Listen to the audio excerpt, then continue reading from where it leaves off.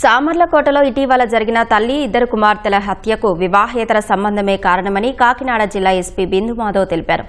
మాధురి, నిందితుడు సురేష్ అంతకుముందు 1044 సార్లు కాల్స్ మాట్లాడుకున్నారని వెల్లడించారు.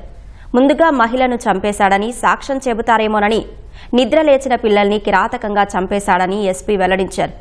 చోరీ జరిగినట్లుగా చూపేందుకు నగలు ఎత్తుకెళ్లాడని తెలిపారు.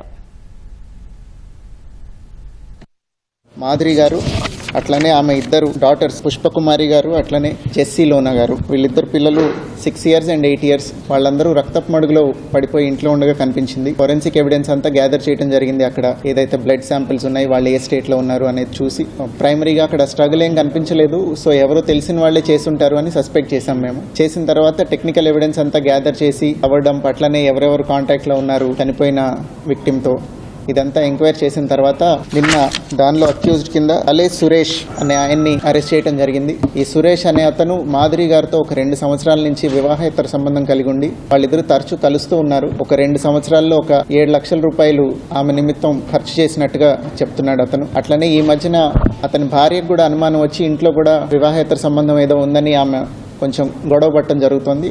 అదే బ్యాక్గ్రౌండ్లో మాధురి గారితో కూడా కొంత గొడవ.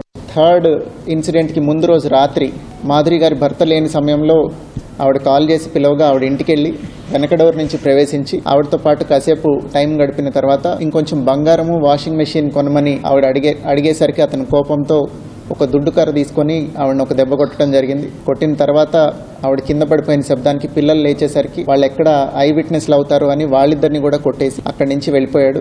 వెళ్ళిపోయిన తర్వాత మేము ఎప్పుడైతే అతన్ని అరెస్ట్ చేశామో 7వ తారీఖున షుగర్ ఫ్యాక్టరీ దగ్గర అక్కడ అతని లారీని కూడా సీజ్ చేయడం జరిగింది. ఆ లారీలో కొంత బంగారము, వెండి ఇవన్నీ కూడా కనిపించాయి.